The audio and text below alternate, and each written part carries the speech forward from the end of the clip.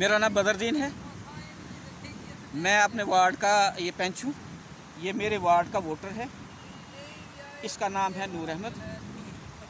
इसका बेटा जाकिर हुसैन के साथ क्या मामला पेश आया वो मैं ज़रा आपके नोटिस में लाना चाहता हूँ। ज़बरदस्ती उसको किडनैप किया, रस्सी से बांधा, उसको दबोच के उसका बंद करके अपने घर ले गए और पूरी रात उसकी पिटाई की।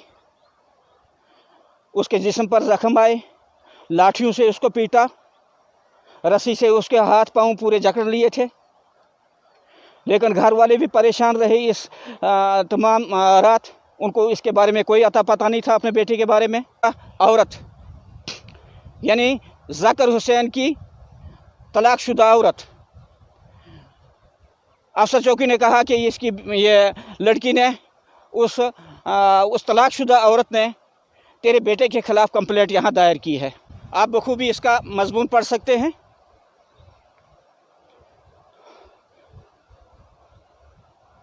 चौकी के पुलिस ये जो मुलाजमीन वहाँ मौके पर मौजूद थे, उन्होंने इसके बेटे बाप यानी नूर अहमद को भी वो रस्सी दिखाई कि यह है रस्सी पड़ी हुई जिससे हमने तेरे बेटे को आज़ाद कराया है। यह खुशकिस्मती की बात है, बच्चा जो है वो ज़िंदा मिला और एक मौत के मुंह से वापस आया है।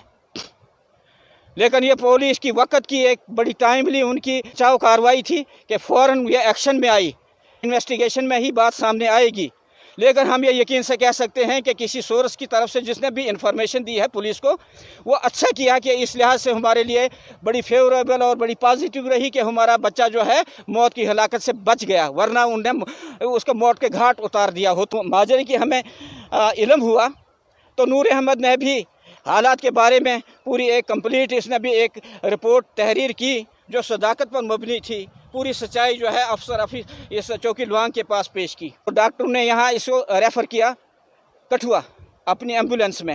लड़की के बाप की तरफ से जो एप्लीकेशन दी गई, उस एप्लीकेशन पे उसका मजमून क्या है, उसका लुबोलुबाब क्या है, उसमें क्या चीज़ें उनने मेंशन की हैं, ये तो हमारे हाथ में अभी ये डॉक्यूमेंट है नहीं।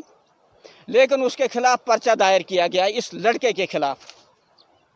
अब ये सवाल ये पैदा होता है कि लड़के के बाप की तरफ से जो एप्लीकेशन दी गई, जो कंप्लेंट पुलिस थाने में दी गई, 4-5 दिनों के बाद उस कंप्लेंट में FIR दर्ज होता है। पता चला है कि पास्को एक्ट और 376 वगैरह के इस तरह के एलिगेशन लगाए गए हैं। थाने में तैनात मुंशी, बड़े मुंशी, उनने कहा कि जो आप हमारे सामने ये सवाल उठा रहे हो, हम दोनों इन कंप्लेंट्स को नथी करके FIR के साथ लगा के तो मुंसिफ कोर्ट में इसकी ये कॉपी भेज देंगे। लेकिन हमारी कंप्लेंट पे कोई एक्शन नहीं हुआ, कोई FIR नहीं लगाई गई। हमारा बच्चा जाकिर हुसैन पुलिस हिरासत में बदस्तूर रहा। इसके बाद हमने बहुत कोशिश की कि हमारी भी फरियाद सुनी जाए, लेकिन जब हमारी फरियाद को नज़रअंदाज किया गया, फिर उसके बाद हमें बड़े मुश्किलात, बहुत ही तरद्दुद का सामना हमें करना पड़ा। हम गए SSP साहब से हमें मिले, हमने उनको पूरी वारदात सुनाई। सेशन कोर्ट से हमने डायरेक्शन ली, सेशन कोर्ट पे हमने अपनी वो ये कंप्लेंट दायर की। वहाँ से उन्होंने अपनी कंप्लेंट को इंडोर्स करके ये मुंसिफ साहब बनी को उन्हें भेजी कि तहज़ाब्ता इसमें FIR लगाई जाए। इन्वेस्टिगेशन शुरू हो रही है। तो अब परसों की बात है। बड़े अफसोस और बड़े दुख से और बड़ी बदकिस्मती की ये बात है कि तमाम मुल्ज़मान जो हैं इस वक्त आज़ाद हैं। इंक्वायरी को, इस इन्वेस्टिगेशन को IO श्री रमज़ान वानी के सुपुर्द किया है। अभी हमने कई दफ़ा यहाँ पे और बयान लेने हैं, नक्शा भी बनेगा, वो बाद की बात है। और फिर उन्होंने क्या काम किया कि एक कागज़ पे उन्होंने साइन कराए। हमारा ये इसरार था कि हमारी जो FIR है, जो हमारे कंटेंट्स ऑफ FIR हैं, जो हमारा नफ्स मजमून है हमारी इस FIR में, एंड वो सदाकत पर मबनी है, उन तमाम चीज़ों को मद्देनज़र रख के वही हमारा बयान है, यही हमारा स्टैंड है। लेकिन इन सारी चीज़ों को अंदाज करते हुए IO ने मौके पे अपनी मनमानी की। मैं जो लिख रहा हूँ मैं ठीक लिख रहा हूँ, मैं अभी ये रफ काम कर रहा हूँ। इसके बाद मैंने और कई दफ़ा इसमें आपके बयानात लेने हैं। हमारे जितने भी थे वो मुँह बोलते सबूत थे। हमारी जितनी भी वारदात, जितनी भी हमारी कंप्लेंट की ये कंटेंट्स हैं, ये हर चीज़ का सपोर्टेड बाय एविडेंस है, इसमें किसी शक की कोई गुंजाइश नहीं।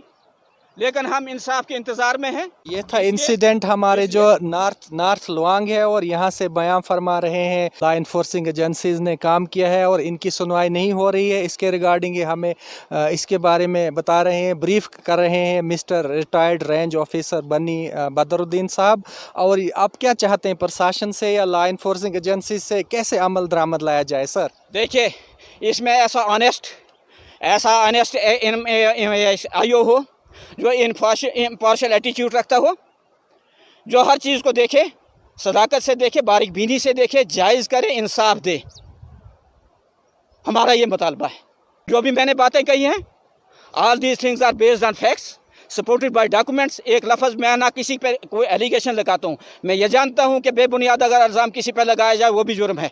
जस्ट एंड फेयर इसमें इन्वेस्टिगेशन हो, मुलज़िमों को कैफ़े का दार तक उनको पूरा लॉजिकल एंड तक पहुँचाया जाए, ये हमारा मुतालबा है, ताकि लॉ एंड ऑर्डर का बोलबाला हो, सुपरमेसी ऑफ लॉ हो। हम सुपरमेसी ऑफ लॉ पे यकीन रखते हैं, हम इस चीज़ के कायल हैं। बस यही हमारी आपसे गुजारिश है। यही एडमिनिस्ट्रेशन जो लॉ एनफोर्सिंग एजेंसीज हैं, एसएसपी साहब से हमने ये बार बार ये मुतालबा किया है और करते रहेंगे कि जो समाज में ऐसे अनासर हैं उनको बेनकाब किया जाए, उनके साथ कानूनी सलूक किया जाए। यही हमारी गुजारिश है बनी से इस मसले में कि कानून की आड़ में, कानून की रोशनी में जो भी रूल ऑफ लॉ है वो अप्लाई होना चाहिए और फौरी तौर पर होना चाहिए, और समस्या का समाधान हो, चाहे इस दूर दराज इलाके के लोग जो हैं वो इंसाफ से हमकिनार हों और उसका वे आउट जल्दी से निकाला जाए। Thank you. मैं PRI का इस वक्त रिप्रेजेंटेटिव हूँ। मेरा फ़र्ज़ बनता है, मैंने ये ओथ ली है कि वेलफेयर ऑफ सोसाइटी में काम करूँगा, लेकिन गलत कानून के ख़िलाफ़ वहाँ मैं किसी का साथी नहीं हूँगा। कानून के दायरे में जो भी आए, क्योंकि कानून की बालादस्ती हर हाल में बरकरार रहनी चाहिए। हम इस चीज़ पर यकीन रखते हैं, ये मेरा फ़र्ज़ है। शुक्रिया। बिल्कुल सही फरमाया इन्होंने, जो लॉ जो है सुप्रीम है, सुप्रीमेसी है और हमको पालन करना है। We should abide by the law and regulations imposed by the state, और ये हमारा ऐन फ़र्ज़ है। जो भी लॉ की उल्लंघना करते हैं उनको कानून की आड़ में लाकर सख्त कार्रवाई की जाए। Thank you so much. शुक्रिया।